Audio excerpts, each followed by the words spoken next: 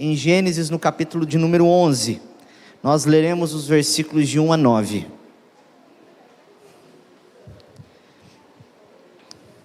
Gênesis capítulo 11, do verso 1 ao verso 9.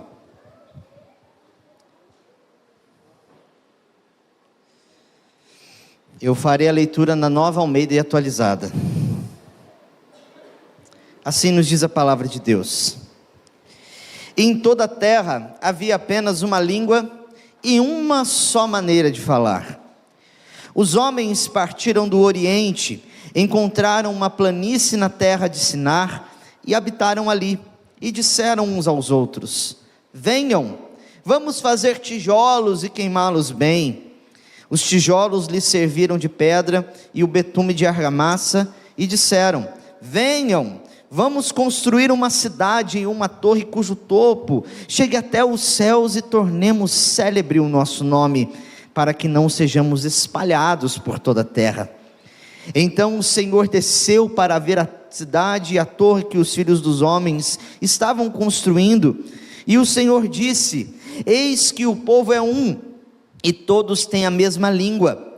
Isto é apenas o começo. Agora não haverá restrição para tudo o que planejam fazer.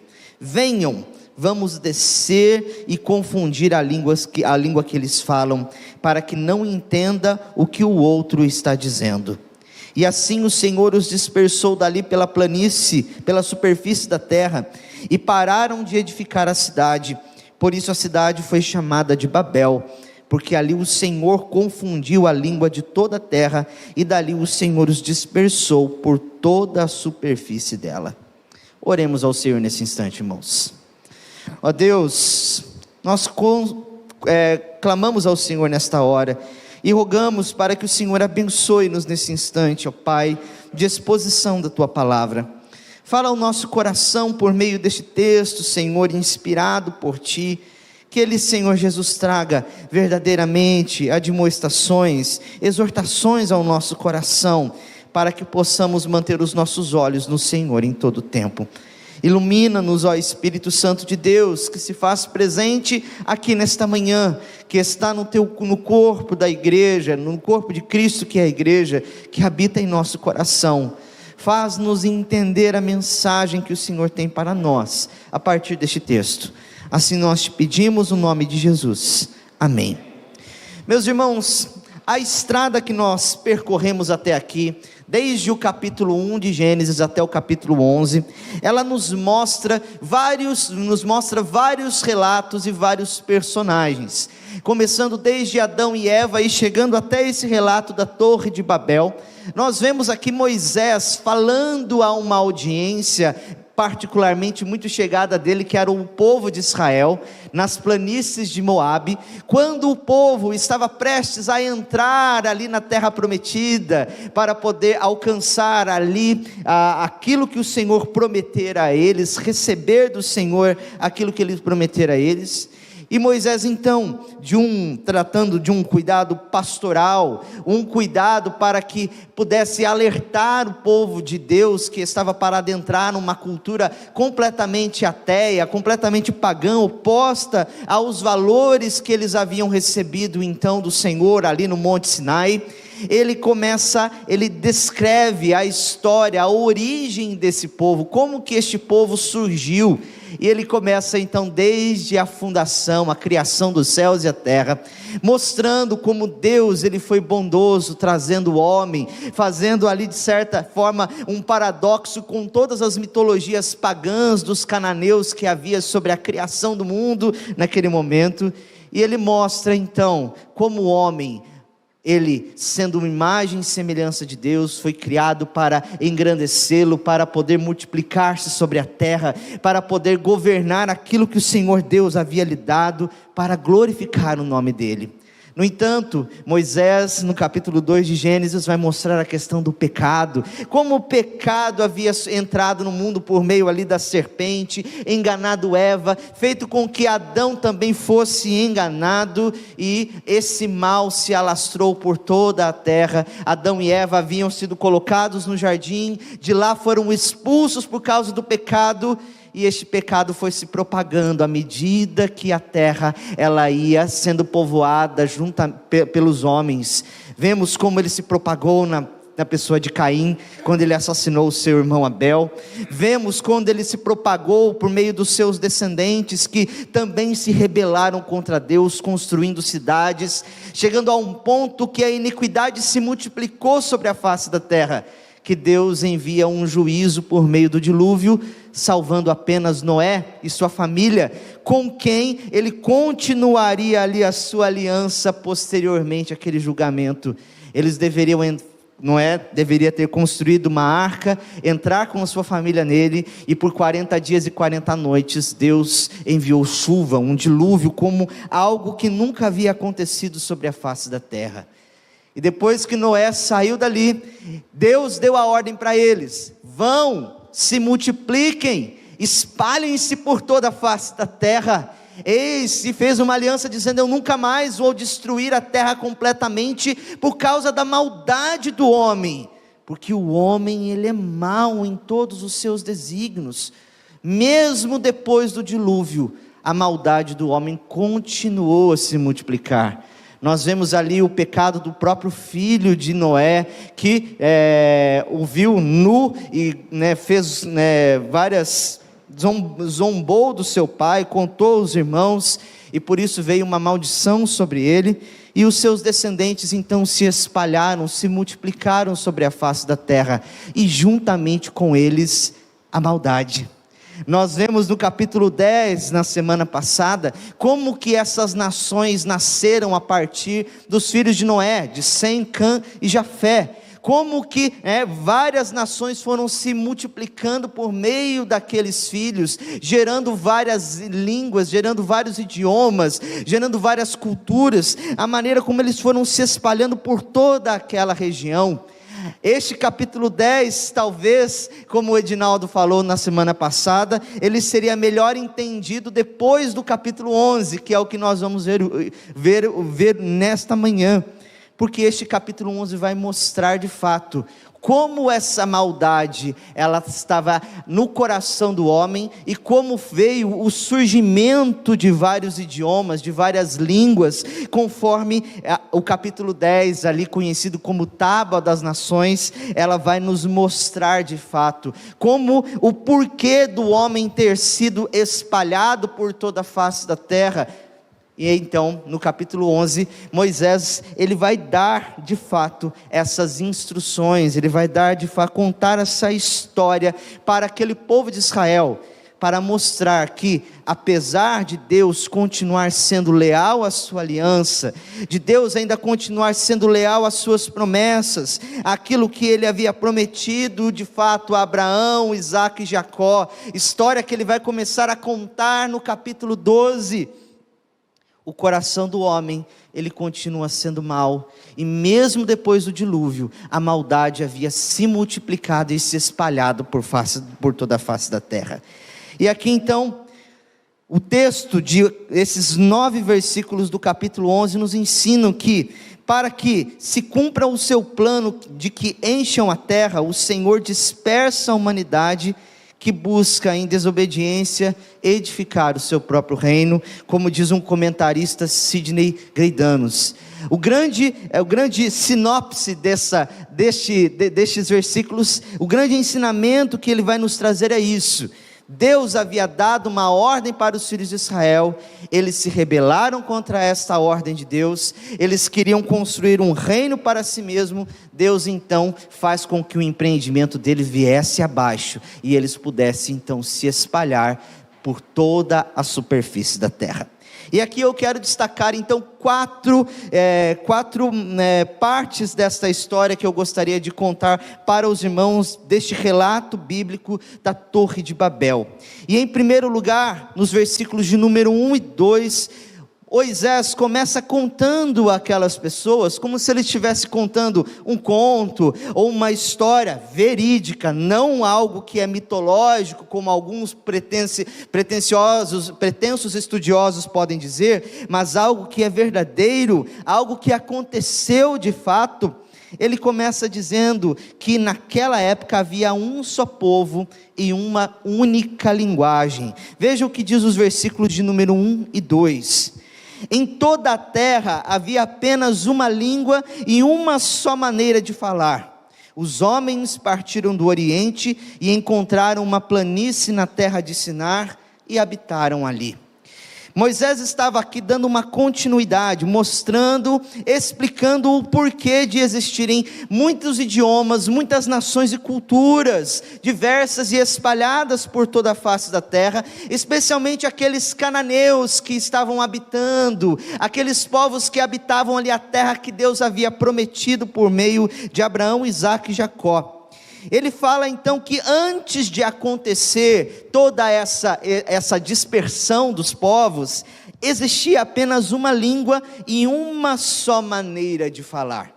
E é interessante que a palavra aqui, que muitas vezes é traduzida como linguagem, ela tem de ser entendida aqui literalmente mesmo, como língua, como idioma, uma língua que esses povos falavam desde os tempos de Adão. Um idioma, é claro que nós não sabemos qual é, mas um idioma que verdadeiramente era falado antes do dilúvio, e era o vocabulário utilizado por todas as pessoas, antes de acontecer essa dispersão.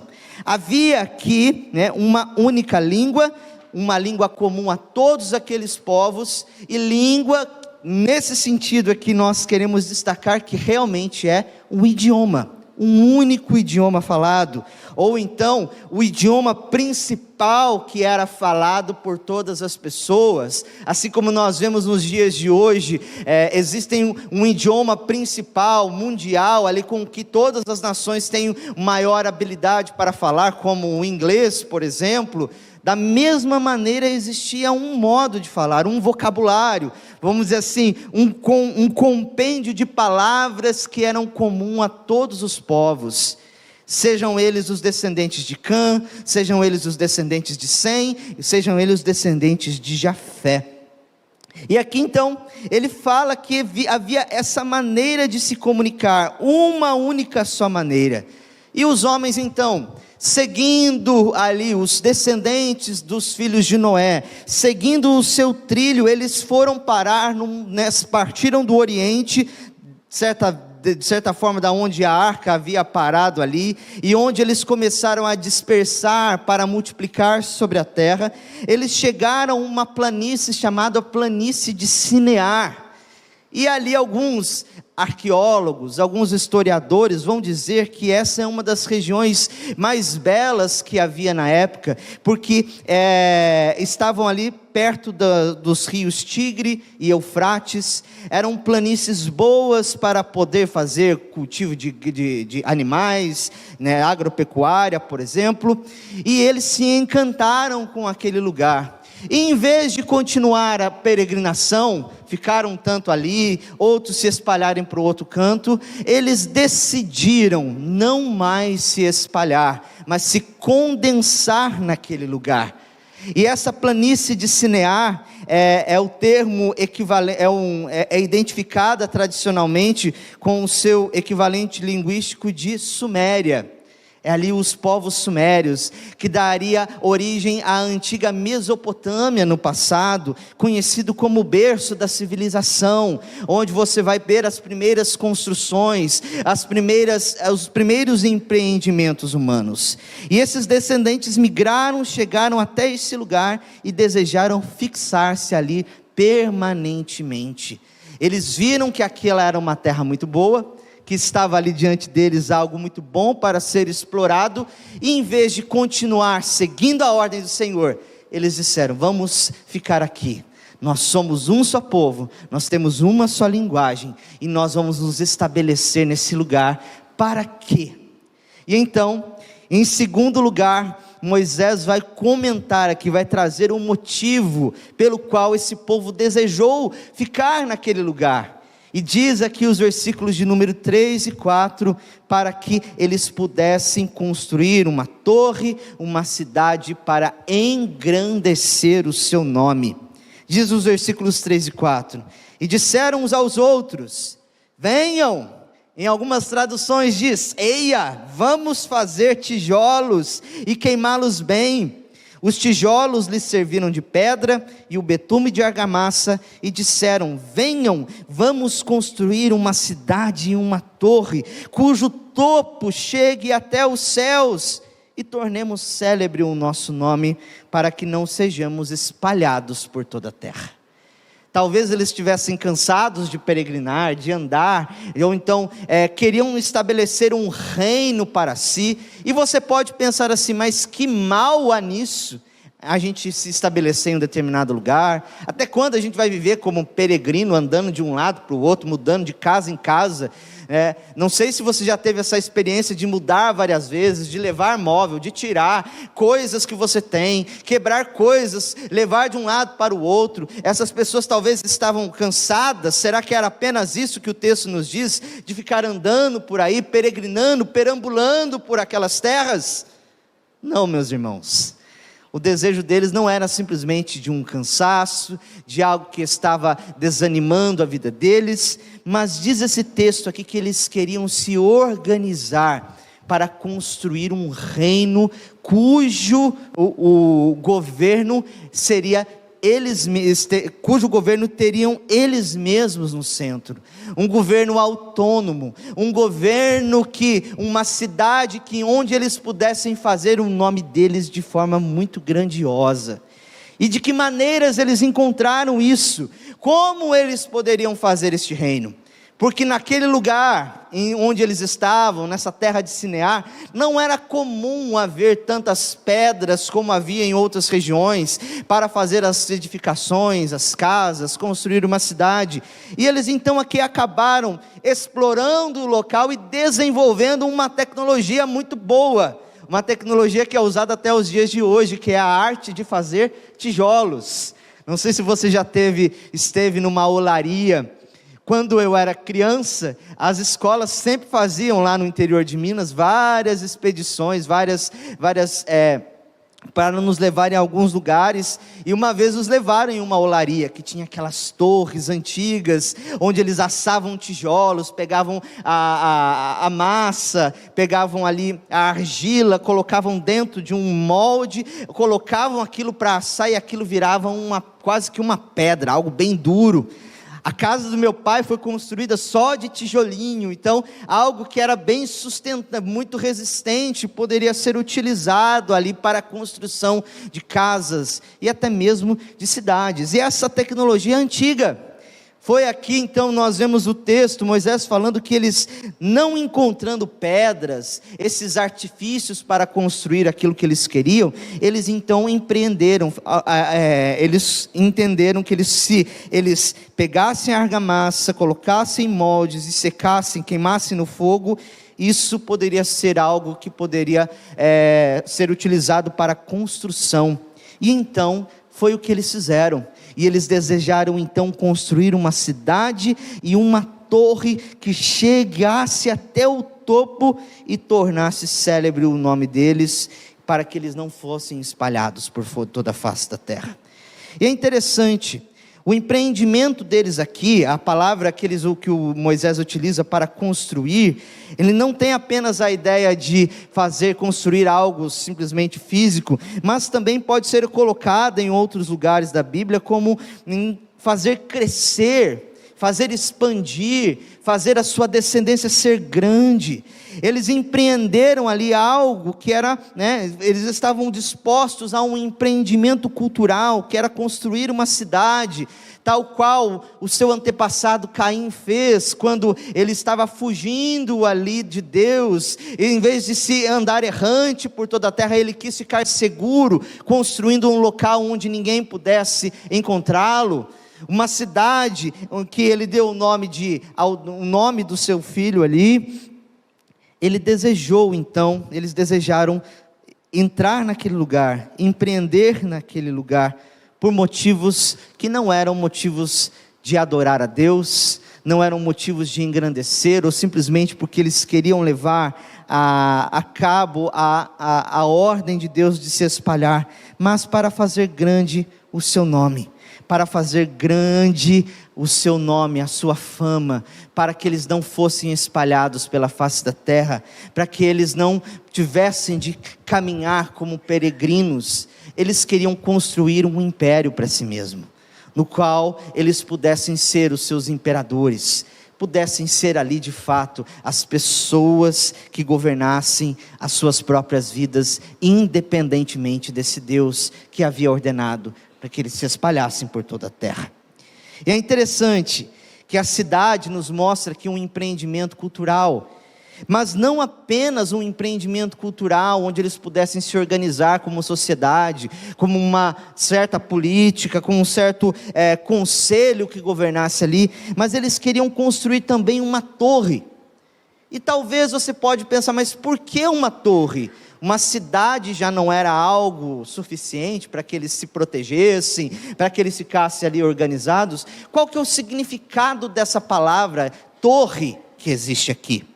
E aqui, meus irmãos, nós temos um empreendimento religioso da parte desse povo. Não existe uma palavra no hebraico que designa o tipo de torre que eles estavam construindo. Para os hebreus, o que era uma torre? Uma torre era um local alto, onde colocava-se uma sentinela que ficava vigiando simplesmente ali nos portões da cidade. As torres eram comuns ali para os judeus, a quem Moisés estava falando, contando essa história. Mas a torre aqui, ele é um tipo diferente de torre. Algo que os arqueólogos encontraram ali nessa região, onde era a antiga Suméria, e era chamado de zigurate, uma palavra diferente aqui. O que é esse zigurate? Era uma torre que talvez ali tinha quase que uns 90 metros de altura, como foi encontrada ali na região da antiga Babilônia, que era como se fosse uma pirâmide construída por várias escadarias de tijolos e que iam te levando a vários níveis, até chegar num lugar muito alto mesmo, onde ficava um templo, especificamente a uma divindade pagã.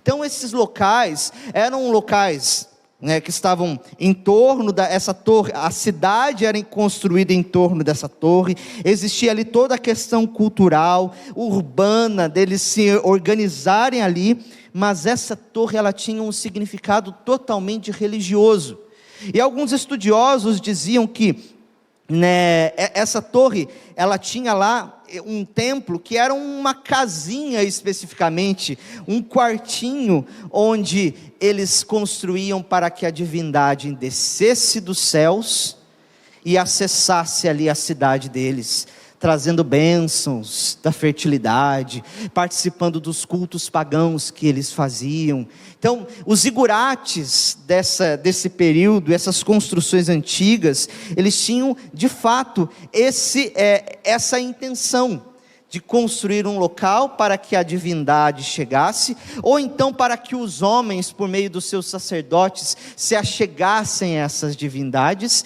onde eles poderiam então abençoar, entre aspas, aqui o povo. Ou seja, era um empreendimento religioso. Ela tinha características aqui de um empreendimento pagão. Foi aqui, meus irmãos, com essa construção em Babel, que começaram-se a inventar os vários deuses, as várias religiões que estavam então existindo, passaram a existir futuramente ali. E é interessante que esse zigurate servia como um portão do céu, ele era muitas vezes pintado até mesmo de azul celeste, ali no tom do local, para poder realmente confundir. E quando eles dizem uma torre com um topo muito alto que chega até os céus, é claro que isso é uma figura de linguagem, uma força de expressão, não que eles fizessem uma torre que chegasse lá muito alto até um local muito grande, muito alto no céu, mas algo que era realmente um empreendimento de grande valor, de grande estatura. Eu disse aos irmãos aqui que uma dessas torres inacabadas tinham aí quase 90 metros de altura, que foram construídos ali na antiguidade. E qual que era o propósito disso? Fazer uma religião para si mesmo, levantar uma religião onde eles pudessem manipular as divindades, onde eles pudessem fazer com que as divindades os servissem de alguma forma, algo que eles pudessem responder, né? Trazendo ali aquele senso de religião que eles tinham no seu próprio coração. E 2 propósitos estavam bem fixados aí no versículo de número 4, quando eles queriam construir, fazer esse empreendimento cultural, esse empreendimento religioso. O primeiro deles era fazer o seu nome grande, exaltar o seu próprio nome, fazer grande o seu próprio nome, ter o reconhecimento, serem conhecidos por ser um império mundial, uma organização mundial que governasse todas as coisas, algo que eles mesmos poderiam se exaltar.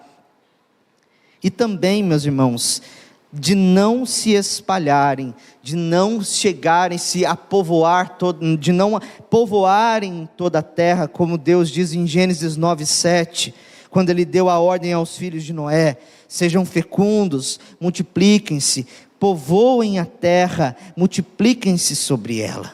Eles queriam ser engrandecidos pelas suas próprias obras, eles queriam ser engrandecidos pela sua tecnologia, eles queriam ser engrandecidos e queriam estar de fato, ser autônomos, viver a parte de quem Deus era e daquilo que Ele tinha de fato ordenado para que eles fizessem. Talvez você olhe para o relato da Torre de Babel e pense assim: mas Deus não ordenou que o homem cultivasse a terra, que o homem criasse tecnologias, que o homem construísse cidades? Deus não deu essas habilidades para o homem. Por que Deus aqui então Ele não está gostando do que eles estão fazendo? Porque não era a tecnologia em si, não eram as cidades em si, mas aquilo que estava no coração daquelas pessoas, de forma que eles queriam utilizar aquilo para se rebelarem contra Deus, não para agradarem a Deus, não para servirem o Senhor. E o capítulo 10, dos versículos 8 a 12, nos mostra quem foi ali o cabeça desse empreendimento. É interessante que ele nos dá todo o contexto, e o contexto nos mostra aqui um personagem chamado Nimrod, que posteriormente alguns arqueólogos vão identificar como o rei Sargão I, um dos grandes ali precursores do grande reino da Babilônia. Um rei, um homem que, conforme descrito na Bíblia aqui, era um homem poderoso na terra, um valente, um caçador, um estereótipo de grandeza, um homem que de fato começou a dominar outros lugares, a reunir pessoas para que pudesse construir o seu reino. E o nome dele, meus irmãos, é interessante o significado desse nome: nós nos rebelaremos, no significado da língua hebraica. Ele fundou ali, dizem alguns comentaristas, que ele fundou o seu império com grande violência, que ele tornou-se tão grande, que se tornou até um provérbio no meio do povo. O seu império incluía toda a Mesopotâmia, do sul da Babilônia ao norte da Síria. Fundou grandes cidades, dentre as quais está essa cidade, Babel, e posteriormente a cidade de Nínive. Ele é descrito como poderoso, como eu havia dito, que significa tirano, mau. Um homem que utilizava de fato todo o seu conhecimento, o seu carisma, as suas habilidades, não para glorificarem a Deus, obedecerem a Deus, fazerem cumprir aquilo que Deus havia deixado para eles, mas construírem um império para si mesmo. A Torre de Babel aqui, ele é o primeiro protótipo de um império humano, da autonomia humana, dos homens querendo se rebelarem contra Deus, dos homens se unindo contra o Senhor e o seu ungido, como diz ali no Salmo de número 2, quando o salmista fala: porque as nações se enfurecem as nações contra o Senhor. Eles dizem: vamos nos libertar, vamos nos rebelar, vamos nos unir para que nós nos enfrentemos ao Senhor, para que nós enfrentemos o Senhor. E o salmista diz: do alto, Deus ri deles. Lembra muito bem esse texto, lembra muito bem esta passagem, do qual os homens tentando organizar um império para poder exaltar o seu próprio nome. No entanto, meus irmãos, a história aqui, o relato que Moisés nos conta, vai mostrar que o fim não foi aquilo que eles desejaram. Eles não alcançaram o propósito de serem grandes, o propósito de não se espalharem por toda a terra. Mas nós vemos aqui nos versículos de 5 a 7, um empreendimento frustrado por Deus. Veja, Moisés aqui contando este relato nos diz o seguinte: então o Senhor desceu para ver a cidade e a torre que os filhos dos homens estavam construindo. E o Senhor disse: eis que o povo é um, e todos têm a mesma língua, isto é apenas o começo. Agora não haverá restrição para tudo o que planejam fazer. Venham, vamos descer e confundir a língua que eles falam, para que um não entenda o que o outro está dizendo. Então, Deus contemplando dos altos céus, o Senhor, essa palavra aqui que é muito importante no Antigo Testamento, porque demonstra o Deus que se revelou ali a Moisés, o Deus da aliança, o soberano sobre toda a terra, o governador legítimo de tudo o que existe, o Senhor que controla todas as coisas, os céus, a terra e o destino dos homens. Ele olha, como diz o salmista, dos céus para aquilo ali. Vamos ver o que eles estão fazendo. E é interessante que o texto nos mostra que esse Deus, ele desce até este lugar. Alguns teólogos vão entender isso como uma manifestação de uma teofania, Deus tomando uma forma temporária humana para poder verificar tudo aquilo que eles estavam fazendo, como aconteceu ali no relato das cidades de Sodoma e Gomorra. Ou outros vão dizer que isso é apenas uma figura de linguagem, que mostra que Deus, ele está vendo tudo o que está acontecendo, mas ele decide interferir naquela situação em específico. Mas mostra também esse relacionamento de Deus, que Deus está contemplando tudo o que os homens estão fazendo, que Ele relaciona-se com a criação que Ele mesmo teve. Não era um Deus que simplesmente criou tudo e foi embora para fazer outras coisas, e não queria ser incomodado, não, mas era um Deus relacional. E é interessante que esse verbo descer aqui nos traz uma primeira ironia do texto. Porque, lembra que eu disse a vocês, que o objetivo deles construírem um zigurate, uma torre, não era para que a divindade descesse até aquele lugar? E é bem assim mesmo, descesse até aquele lugar, descansasse um pouquinho, porque tinha uma caminha ali, comesse alguma coisinha e continuasse depois descer todos os degrauzinhos da pirâmide, até chegar lá no meio do povo, para poder abençoar o povo. Eles queriam ter esse acesso às divindades, que as divindades descessem até eles, e o Senhor desceu, e o Senhor veio até eles, não da maneira como eles queriam, não acessando a torre que eles estavam construindo, mas para verificar, avaliar tudo o que eles estavam fazendo. Deus veio olhar, Deus está olhando para tudo que acontece. Talvez você pense assim: acontece tanta coisa nesse mundo, os homens constroem tantas coisas, destroem tanto a natureza, eles fazem tantos empreendimentos, eles matam, eles fazem guerras, eles destroem pessoas. Deus não está nem aí para isso, pelo contrário, Deus olha e observa e avalia toda a ação humana. E ele faz a seguinte avaliação de tudo aquilo que ele tinha visto. Os homens, ele tem uma força de unidade muito grande, eles se uniram, eles têm uma mesma língua, eles estão unidos num objetivo, eles têm força de vontade. Talvez nas palavras na visão de um coach, isso seria algo muito positivo.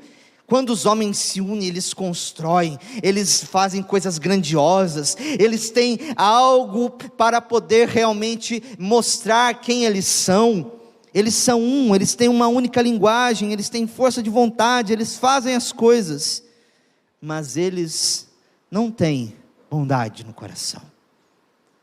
O propósito deles não é a glória de Deus. Veja o que Deus disse: Eis que o povo é um e todos têm a mesma língua, união. E isto é apenas o começo. Agora não haverá restrição para tudo o que planejam fazer. Ou seja, eles estavam fazendo um empreendimento para propagar a maldade e a autonomia do coração deles. Eles queriam ser livres de Deus. Eles queriam, como na linguagem do Salmo 2, sacudir as suas algemas, libertar-se do Senhor e viver de acordo com os seus próprios propósitos. Eles têm unidade e maldade, de maneira que se não fossem parados, o seu mal, a sua tirania iria se multiplicar, porque Nimrod, o que ele queria era ser um tirano, ele queria dominar sobre os povos. E como afirma o reverendo Augusto Nicodemos, ele nos diz: uma vez que se tem um império e uma ordem mundial baseada no homem, prevalecerão a lei do mais forte, a tirania, o domínio e a opressão. Esses serão automaticamente os próximos passos. Para evitar que isso acontecesse, Deus resolve então interferir. Veja, irmãos, o relato aqui não mostra simplesmente uma construção, algo desprovido de qualquer motivação maligna, mas era algo de fazer grande o seu nome, de fazer com que eles pudessem ser os reis de toda a terra, dominassem sobre todas as pessoas. E aqui nós vemos uma segunda ironia, de que forma Deus interfere. Ele disse, da mesma maneira que os homens disseram: venham, vamos construir tijolos.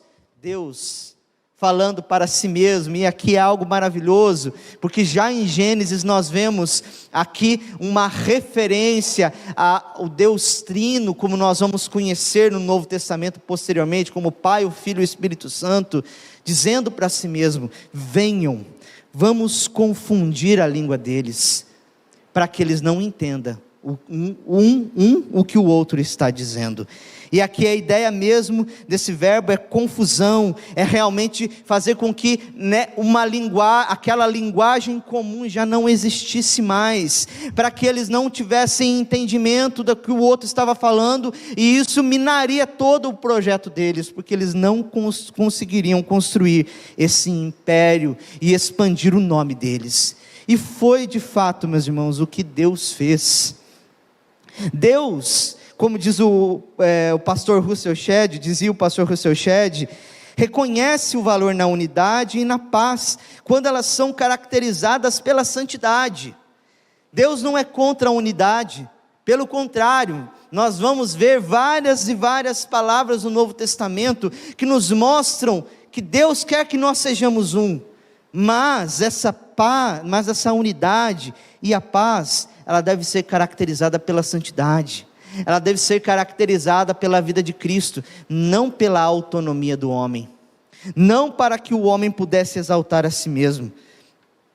E foi o que estava acontecendo. Então Deus confunde as línguas, e aqui nós vemos então nos versículos de 8 e 9, um povo que é espalhado pela terra, um empreendimento que é frustrado por Deus, um povo que é espalhado por toda a terra, um empreendimento que Deus que acaba frustrando, pois diz o seguinte: assim o Senhor os dispersou dali pela superfície da terra, e pararam de edificar a cidade, por isso a cidade foi chamada de Babel, porque ali o Senhor confundiu a língua de toda a terra, e dali o Senhor dispersou por toda a superfície dela. Veja, o propósito de Deus foi cumprido, o propósito dos homens não. Espalhar os homens para que eles se multiplicassem e frear aquela maldade, aquela tirania que estava acontecendo. Deus, por ser soberano, todos os seus propósitos, todos os seus planos não podem ser frustrados, como são os planos dos homens. Babel, por mais grandiosos que eles sejam, por mais poderosos que eles sejam, os planos dos homens podem ser frustrados. E veja a ironia, pode ser frustrado por um pequeno vírus, um vírus que a gente não consegue ver a olho nu, por um pequeno mosquito que pode pôr por trazer doenças, trazer coisas que podem acabar com os empreendimentos humanos. Deus mostra aqui que Ele é verdadeiramente grande, ao passo que o homem em sua maldade, ele sempre será limitado. O homem em seus planos maus sempre será limitado. E Babel, ela é uma palavra que hebraica, quase que a pronúncia dela na língua hebraica é o mesmo que confusão, é mesmo que confundir. Na língua babilônica também existe essa palavra, que para eles significa o quê? Porta dos deuses, completamente o oposto. E aqui Babel será posteriormente aquela cidade que originará a grande Babilônia que será de fato o grande inimigo do povo de Deus, que é retratado no Novo Testamento como o sistema maligno do mundo atual, que compreende todo esse sistema de autonomia humana, de grandeza, de soberba humana, a qual se rebela contra o Senhor e contra o seu ungido. E o Senhor confundiu ali a língua desse povo, fez com que eles nem, de fato não entendessem um que o outro estava dizendo, e isso foi um ato miraculoso da parte de Deus, que fez com que novos idiomas e novas línguas viessem à existência, como um meio para frear aquele empreendimento e aquela maldade.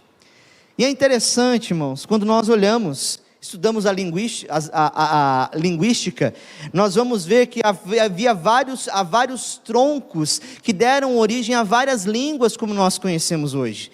Não que aqui Deus estivesse criando ali a língua portuguesa, a língua inglesa naquele momento. Ele criou vários troncos linguísticos ali, que deram origem depois a um idioma que é bem estruturado, por sua gramática, por sua sintaxe e coisas do tipo.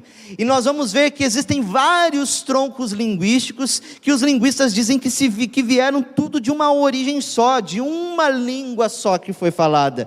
Nós conhecemos o tronco indo-europeu, no qual mostram as línguas aqui, latina, as línguas que deram origem ao grego, as línguas antigas, e outros troncos. Nós podemos aqui destacar quase 5 troncos de linguagem que nós temos conhecimento, que deu origem a vários idiomas. Ou seja, o Senhor ali naquele ato miraculoso fez com que nascessem esses vários troncos, e as pessoas então fossem desenvolvendo as suas línguas, à medida que elas foram se espalhando por toda a terra. E esse ato, meus irmãos, é um ato de julgamento da parte de Deus, mas também um ato de salvação, pois ao se espalharem, os povos talvez estariam mais inclinados a se voltarem para Deus.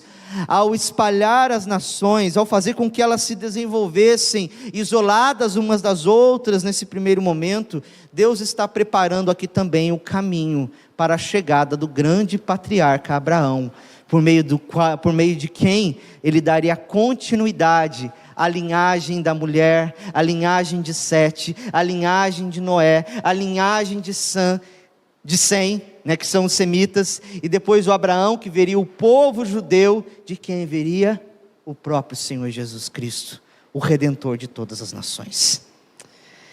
Termino, meus irmãos, trazendo algumas aplicações para nós, alguns ensinamentos importantes para nós nesse momento. Aqui, Moisés está destacando o espírito arrogante e independente do homem após a queda. O homem, ele é mau em todos os seus desígnios. O homem, depois da queda, tudo o que ele vai fazer está contaminado pela maldade, pelo pecado. E ele queria mostrar isso aos filhos de Israel, antes de entrarem ali nas terras de Canaã, que aqueles homens, aqueles povos que estavam habitando aquela terra, eles eram maus. Eles estavam imbuídos de maldade, eles eram tiranos, tais quais Nimrod, e eles desejavam não agradarem a Deus. Eles tinham templos religiosos, na quais eles criaram divindades para si, opostas ao Deus que se revelou a Abraão, Isaque e Jacó. E o mundo hoje não mudou, meus irmãos. O homem hoje não mudou. Ele continua tendo um espírito arrogante, independente, e quer ser o seu próprio Deus. O homem nos dias de hoje, ele quer viver de acordo com a sua vontade. Ele não quer fazer a vontade de Deus. Ele utiliza as maiores tecnologias que ele pode inventar para se afastar de Deus, para sacudir o jugo que ele pressupõe ter da religião, da vida do cristianismo, daquilo que a palavra de Deus nos diz. O homem hoje, ele quer viver de acordo com os seus próprios desejos, de acordo com as suas próprias ideologias. Ele não está preocupado com Deus e com a glória de Deus. Essa é uma coisa que nós podemos ver até nos dias de hoje. De Babel para cá, muita coisa, nada mudou. O homem continua sendo mau, ele continua erguendo impérios para poder fazer exaltar o seu nome, ele continua edificando nações para que poder fazer engrandecer o seu nome, a sua fama, e isso nós temos visto. Nós temos de olhar isso, e ver que os valores que o Senhor Deus nos dá, são totalmente opostos a esses. Assim como Deus, por meio de Moisés, havia dado valores ao povo de Israel, para que eles vivessem diferente daqueles povos cananeus, da mesma forma Deus tem nos dado mandamentos, a sua palavra, e nós não devemos viver de acordo com a nossa vontade. E destaco aqui uma segunda apenas aplicação, para nós finalizarmos. Nós devemos tomar cuidado com o perigo, falarmos aqui do perigo de usarmos as bênçãos de Deus para propagar o nosso nome. Veja, cidade, construção de tijolos, tecnologias, não há nada de mal com isso, com toda certeza. Quero que você me entenda bem, mas quantas vezes nós utilizamos tais coisas, tais bênçãos de Deus, para poder engrandecer o nosso nome, propagar o nosso nome? Quantas vezes os homens na história, eles criaram religiões para propagar o seu próprio nome? Vejam, eu não vou citar aqui as religiões, mas as grandes religiões conhecidas do mundo hoje, as grandes maiores religiões, eles estão fundadas em falar do nome de um homem, de um profeta, de uma pessoa que teve determinada visão, para fazer conhecida, o seu conhecimento, aquilo que ele fez. Meus irmãos, como é perigoso, até mesmo para nós cristãos, utilizarmos o sistema religioso para propagarmos o nosso próprio nome. Quantas igrejas nós vemos hoje em dia, que elas levam nas suas fachadas, fotos de pessoas, estão centralizadas na figura de um apóstolo, suposto apóstolo, estão centralizadas na figura de um suposto profeta. Irmãos, quantas vezes nós queremos fazer o nosso nome conhecido, usando coisas legítimas, como a própria pregação, como a própria palavra de Deus, e no mundo de hoje, onde tudo tem que ser mostrado, tudo tem que ser marketing digital, a igreja tem que ser mostrada nas redes sociais, todo mundo tem que exaltar o trabalho que está fazendo, de si mesmo, para si mesmo. Muitas vezes nós nos afastamos do propósito, que é glorificar a Deus, que é servir o nosso próximo, e vivemos de acordo com a sua vontade. Ter essas coisas, ter fama, ser famoso até, não existe nada de errado com isso em si, mas quando utilizamos essas coisas para promover a nossa identidade, o nosso valor, elas tomam o lugar de Deus na nossa vida, e Deus deve ser sempre o primeiro em toda a nossa história e toda a nossa vida. Como nós temos vivido? Quais são as torres que você tem construído na sua vida? Quais são as bênçãos que você tem de Deus usado de forma incorreta, para engrandecer a si mesmo, para falar de si mesmo, para exaltar a si mesmo, para dizer o quanto você é legal, o quanto você é grande, o quanto você é inteligente, o quanto você é sábio? Existe até um coach aí na internet que está bombando, porque só fala dele mesmo o tempo todo, que ele é o cara, não vou citar o nome dele não, mas muitas vezes nós agimos assim, queremos ir para as redes para falar de nós mesmos, para exaltar o nosso conhecimento, exaltar o nosso empreendimento, e o que Deus tem feito na nossa vida, e o que Deus fez por meio de Jesus Cristo. Vamos orar nesse instante, irmãos. Ó Pai, nós te agradecemos, porque o Senhor tem demonstrado tua bondade para nós, ao nos trazer relatos tão preciosos como este, Senhor, que nos mostram o quanto nós, enquanto seres humanos, somos inclinados a serem orgulhosos, a sermos vaidosos e a querer fazer no nosso nome engrandecido, Senhor. Ó Deus, tem misericórdia da nossa vida, porque sabemos o quão, ó Deus, pecamos tantas vezes com relação a isso. Ajuda-nos, Senhor, a viver para glorificar não a nós mesmos, mas para glorificarmos a Ti, ó Deus, para verdadeiramente entender quem Tu és, ó Pai, e o que o Senhor está fazendo em nossa vida.